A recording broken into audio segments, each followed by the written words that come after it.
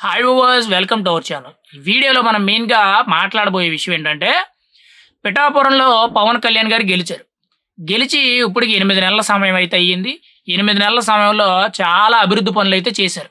అడపాదడపా అని ఏం కాకుండా చిన్నదైనా, పెద్దదైనా గానీ, ఏ విధంగా చూసుకున్నా గానీ, రోడ్లు కానీ, ఎయిర్‌పోర్ట్‌ని తీసుకురావడమే గానీ, రైల్వే స్టేషన్‌ని దాన్ని జంక్షన్ చేసి ఆ రైల్వే స్టేషన్ అంతా బాగు చేయడం గానీ, కొత్త బస్ స్టాండ్ కట్టించడమే గానీ, ఇటువైపు పాత బస్ స్టాండ్ రెనోవేషన్ చేయించి దానికి మౌలిక సదుపాయాలు కల్పించడమే గానీ, లేదంటే పిఠాపురం పశువుల సంత అంటే దూడల సంత అని ఏదైతే ఉందో దానికి కాంపౌండ్ వాల్సే గానీ, షెడ్‌లు నిర్మించడాలే గానీ, అక్కడ కొంత ఒక సిస్టమేటిక్‌గా ఒక కమిటీ ఏర్పాటు చేయడమే కానీ, ఇంకా మెయిన్‌గా చూసుకుంటే డ్రైనేజీ వ్యవస్థ, రోడ్లు ఇవన్నీ అండ్ మెయిన్‌గా చూసుకుంటే మనకి అర్బన్ డెవలప్‌మెంట్ అథారిటీ అనేది తీసుకురావడం.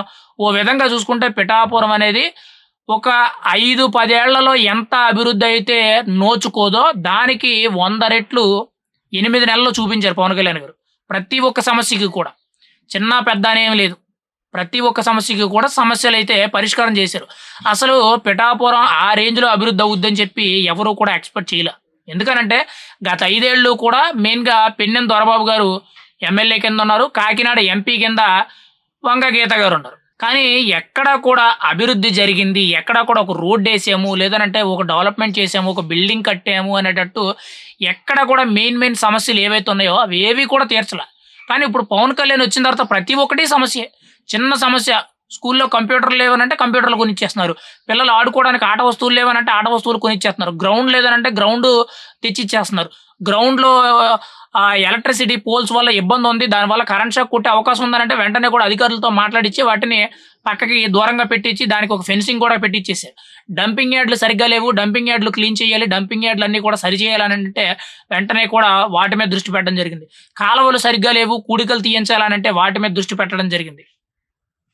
ఇలా పలు రకాలుగా ఎన్నో అభివృద్ధి కార్యక్రమాలు కేవలం 8 నెలల్లోనే జరిగినాయి. మళ్ళీ ఇవి సరిపోలేదన్నట్టు ప్రత్యేకించి కూడా పవన్ కళ్యాణ్ గారి ఇల్లు చేబ్రోలు హైవే మీద ఏదైతే ఆయన ఒక గెస్ట్ అపియరెన్స్ కింద ఒక ఇల్లు ఏదైతే ఎన్నికల సమయంలో తీసుకొని అక్కడ ఉన్నారో, అక్కడ ప్రత్యేకించి కూడా జనవాణి టీమ్ కింద ఒక 2, 3 మనుషులు పెట్టి ఎవరైనా అక్కడికి వచ్చినట్లయితే వాళ్ళ సమస్యలేంటని చెప్పి ప్రతీదీ కూడా నోట్ చేయించుకోవడం జరిగింది.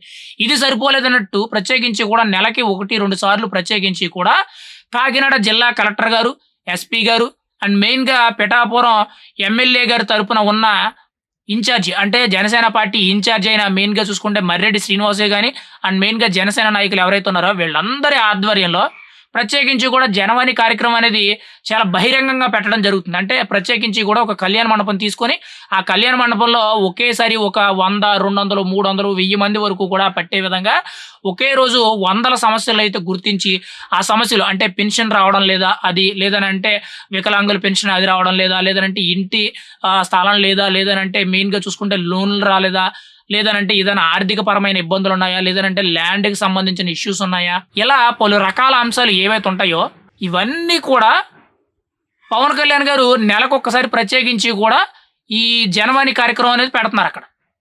ఏదో ఒక టైం చూసుకొని మెయిన్‌గా మర్రెడ్డి శ్రీనివాస్ గారి ఆధ్వర్యంలో జిల్లా కలెక్టర్ గారు, ఎస్పీ గారు వీళ్ళ ఆధ్వర్యంలో ప్రత్యేకించి కూడా సమస్యలు అంటే గవర్నమెంట్‌కి సంబంధించిన సమస్యలు ఏవైతే ఉంటాయో, చిన్నా చితకా సమస్యలు ఏవైతే ఉంటాయో అవన్నీ కూడా వెంటనే కూడా క్లియరెన్స్ ఇచ్చేటట్టు ఒక విధంగా ఈ కార్యక్రమాన్ని అయితే పెట్టడం జరుగుతుంది. మరి సరిపోలేదన్నట్టు మెయిన్‌గా కాకినాడ జిల్లా కేంద్రంగా చేసుకొనో, లేదంటే పిఠాపురం కేంద్రంగా చేసుకొనో మెగా జాబ్ మేళా అని చెప్పి చుట్టుపక్కల ఆంధ్రప్రదేశ్‌లో ఏ కంపెనీలు ఉంటాయో 15,000, 18,000, 20,000, 25,000, 30,000 పైచిలకి ఇచ్చే జీతాలు ఇచ్చే ఉద్యోగాలు ఏవైతే ఉన్నాయో అవి రీసెంట్‌గా ఇంటర్ గాని, లేదనంటే డిగ్రీ చదివి పూర్తి చేసిన నిరుద్యోగులు ఎవరైతే ఉంటారో వాళ్ళందరినీ ఉద్దేశించి కూడా అక్కడ ఈ కార్యక్రమాలు చేపట్టడం జరుగుతుంది.